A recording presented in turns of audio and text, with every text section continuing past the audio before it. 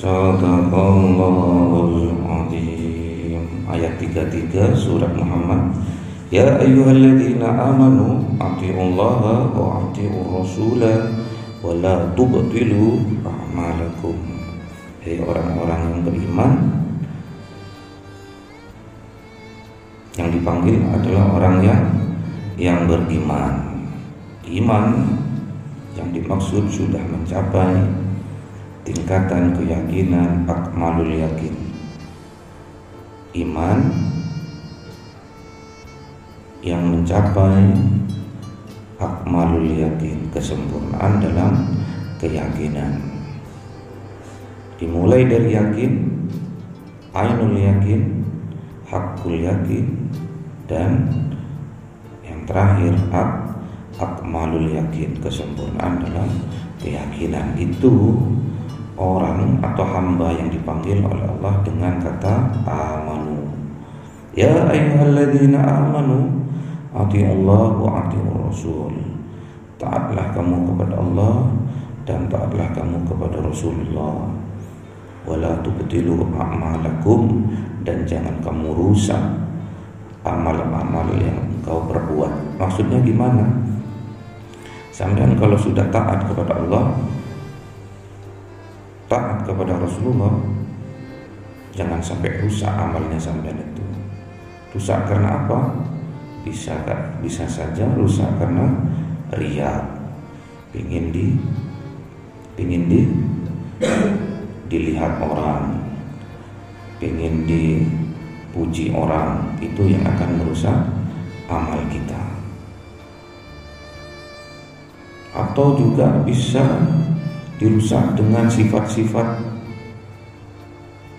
buruk yang ada di batin kita, penyakit-penyakit hati kita, seperti hasad, dengki, iri, amarah. Itu akan menghapus amal, merusak amal-amal yang kita kerjakan. Yang intinya, kalau kita mengabdi sama Allah, ibadah kepada Allah, niatnya hanya satu, lillahi ta'ala. Innal ladzina kafaru wa saddu an sabilillah, dan sesungguhnya yang dinamakan orang kafir itu saddu an sabilillah, dia menghijabi dirinya, menghalangi dirinya dari jalan Allah. Tumamatu wa hum kuffar, yang dikhawatirkan oleh para ulama, tumamatu wa hum kuffar, kemudian dia mati dalam keadaan kafir. Jadi jangan sekali-sekali kita misalkan sudah ada perintah dari Allah, sudah ada anjuran dari Rasulullah, kita mengentengkan perintah itu atau menyepelekan syariat-syariatnya Allah. Dikhawatirkan kita kalau mati dalam keadaan kafir. Makanya jangan mengentengkan, kalau syariat Allah itu jangan mengentengkan. Misalkan sudah ada adzan sampai dalam perjalanan pun adzan, minggir cari masjid, ya. Minggir cari masjid. Usahakan kalau bisa sholat berjamaah.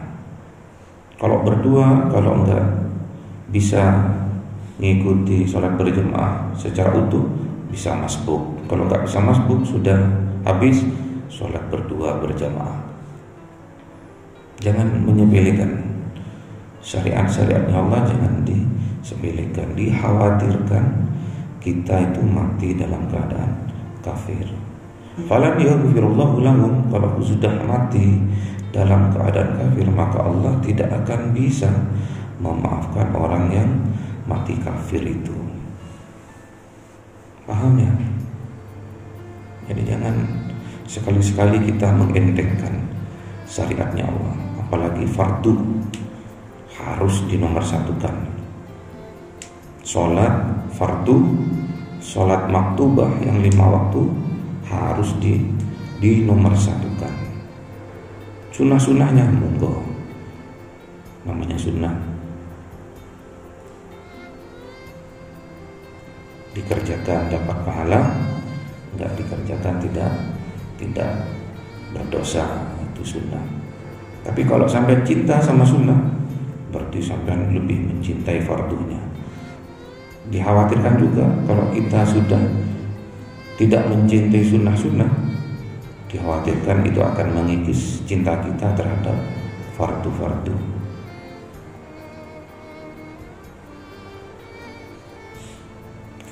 Fala tahinu wa tad'u ila salmi, jangan lemah, maka kita jangan lemah. Dalam hal apa kita jangan lemah? Wa tad'u ila salmi, apabila ada orang, 1 orang, 2 orang di antara kita ada miskomunikasi, ada kesalahpahaman, kita yang lebih pertama kali untuk mendamaikan atau untuk minta maaf. Wa antumul a'law, orang yang seperti itu, jiwanya yang seperti itu hakikatnya di sisi Allah itu orang yang mulia, orang yang tinggi derajatnya. Wallahu ma'akum, Allah bersama mereka.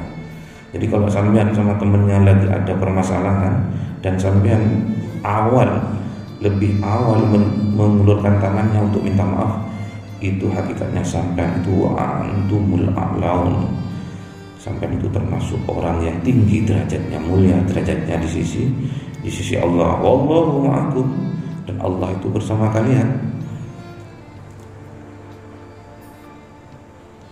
Jadi kalau sampean kekal dalam permusuhan, sampean sifat-sifatnya setan sudah yang ada di dalam jiwanya sampean. Kalau sampean ada perselisihan dengan teman, dengan orang lain, dengan tetangga, sampean ulurkan tangannya terlebih dahulu, sampean termasuk wa antumul a'laun, sampean termasuk orang yang ditinggikan derajatnya sama Allah. Wallahu ma'akum, Allah bersama mereka yang mempunyai jiwa-jiwa pemaaf gitu, jiwa-jiwa ksatria, gentle. Kalau dia salah, dia ngakui kesalahannya, walaupun dia tidak salah, tapi karena hal itu akan memutus hubungan silaturahmi, hubungan persaudaraan, jiwanya, kesatrianya keluar, mengulurkan tangannya terlebih dahulu, meminta maaf terlebih dahulu, itu derajatnya di sisi Allah sangat tinggi, dan Allah bersama mereka. Walai yatirakum a'malukum, dan Allah tidak akan mengurangi amal-amal yang sampean perbuat kalau sampean niatnya karena lillahi ta'ala. Sulit orang minta maaf terlebih dahulu itu sulit. Apalagi merasa tidak bersalah, sulit, kecuali orang-orang yang mendapatkan keuntungan dari Allah atau golongan orang yang dimuliakan oleh Allah. Innamal hayatud dunya, sesungguhnya hidup di dunia ini la'ibu wa lahwun, hanya senda gurau, hanya permainan dan senda gurau, main-main. Jangan serius hidup sampai di dunia ini ya. Santai, gak usah serius. Kalau serius sampai cepat tua nanti ya. Santai, sampai dijadikan drama seorang antagonis, lakukan antagonis karena lillah.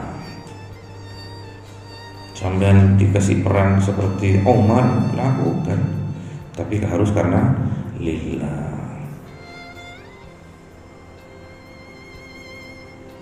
Sampai dikasih akal yang cerdas seperti Sayyidina Ali, lakukan karena lillah.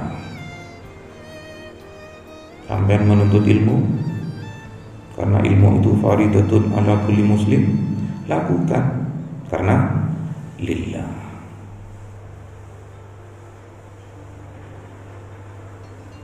Wa in tu'minu, apabila kalian sungguh-sungguh kalian itu beriman, wa tattaqu, dan kalian itu bertakwa, yu'tikum, akan diberikan kepada kalian ujurakum, balasan yang sangat besar dari Allah.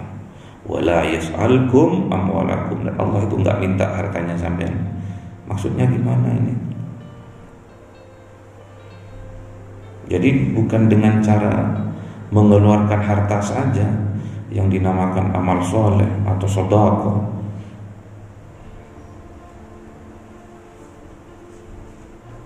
Dengan kita mencegah orang lain, terutama diri sendiri, untuk berbuat kemungkaran, kemaksiatan, itu sebetulnya sedekah. Amal solehnya sampean itu sedekah. Zikir sampean itu sedekah. Tasbihnya sampean itu sedekah. Tahmidnya sedekah. Takbirnya sedekah. Tahlilnya sedekah. Istighfarnya sedekah. Berbuat baik sedekah. Mencegah dari kemungkaran, kemaksiatan juga sedekah. Termasuk menggauli istri bagi yang sudah beristri itu sedekah. Kalau sampean nggak boleh menggauli ya, haram. Dalam mimpi Pak boleh, kalau dalam mimpi. Tandanya kalau sampean menggauli perempuan di dalam mimpi, bahwa tandanya bahwa sampean sudah baligh.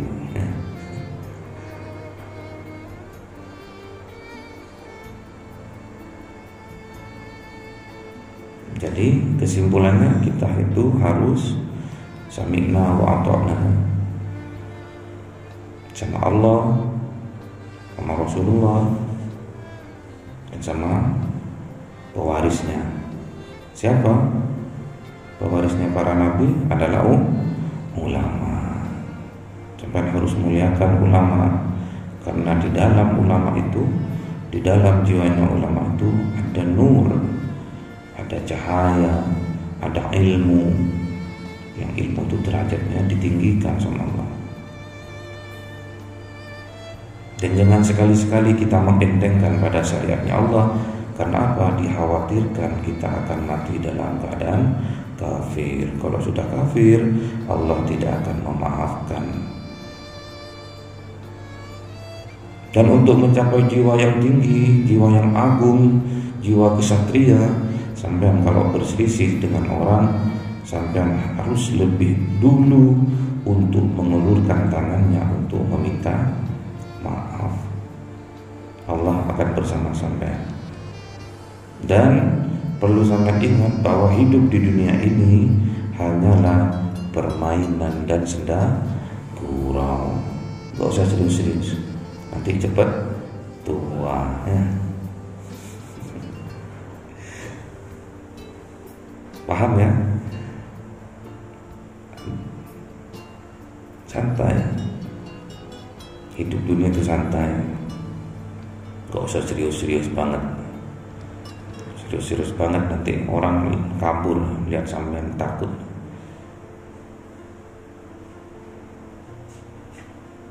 Semoga bermanfaat. Allahumma arhamna bil waj'alhu lana imama wa nura wa huda wa Allahumma minhuma wa 'allimna minhuma jahilna warzuqna tilawah ana al-laili wa atraf waj'alhu lana hujjatan ya rabbal alamin.